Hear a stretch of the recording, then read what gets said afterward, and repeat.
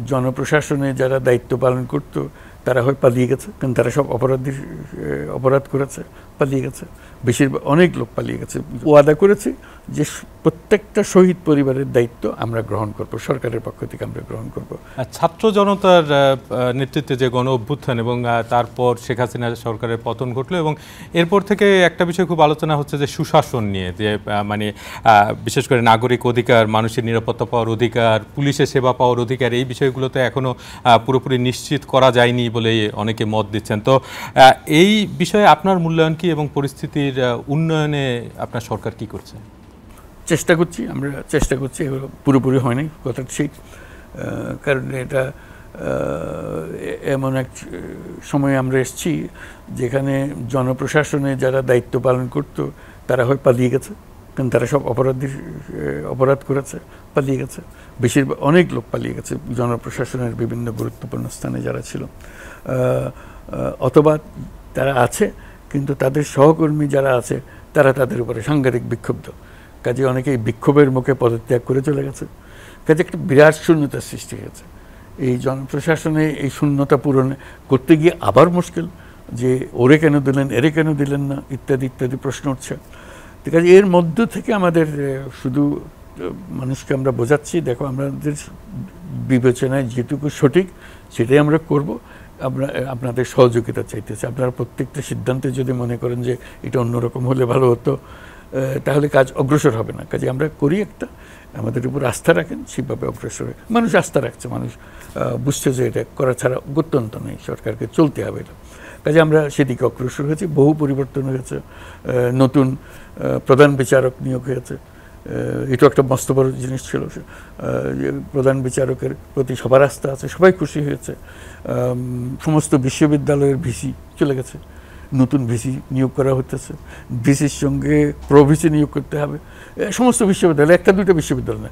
এখন একজনকে দিলেই এর পক্ষে আছে কেউ, বিপক্ষে আছে কেউ, একটা হইচই হয়ে যাবার কথা। আমাদের কপাল ভালো, এই পর্যন্ত যত ভিসি দেওয়া হয়েছে সবাই খুশি মনে গ্রহণ করেছে। এটা আমাদের সৌভাগ্য বলতে হবে যে আমাদের বিচার বিবেচনাকে তারা প্রশংসা করেছে, তাদেরকে আমরা দিয়েছি।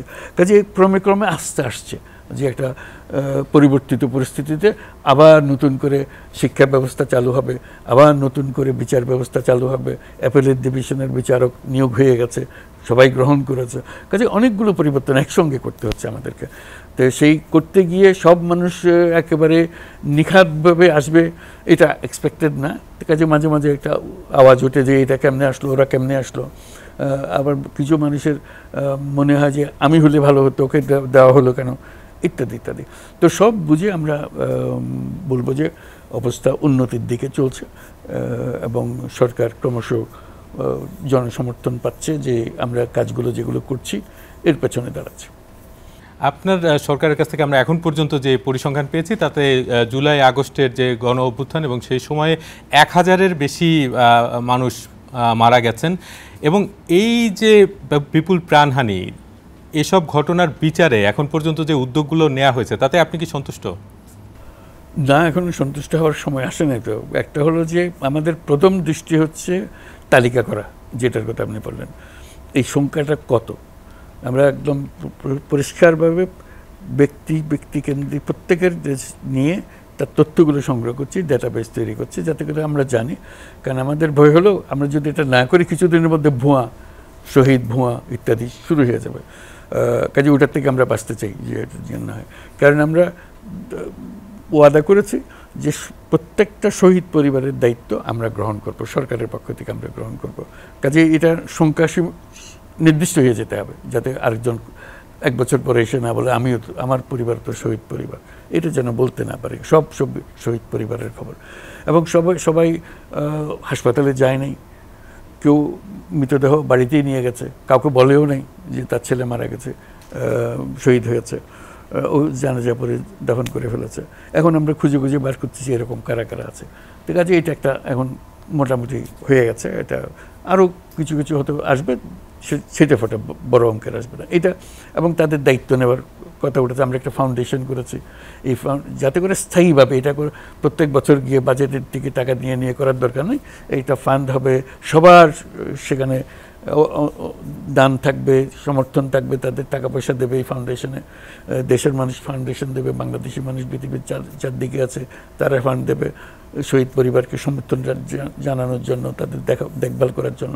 কাজে এই ফাউন্ডেশনটা একটা স্থায়ী ফাউন্ডেশন, পরিবারের দেখাশোনা করা, এগুলো আমরা করছি। তো কাজে এইগুলো করে তারপরে বাকি সমস্ত কাজ, তো শহীদদের পরিবার যারা বেঁচে আছে তাদের পরিবার সব কিছু মিলিয়ে এখন আমরা কর্মসূচি নিচ্ছি যাতে করে সামনে আমরা অগ্রসর হতে পারি।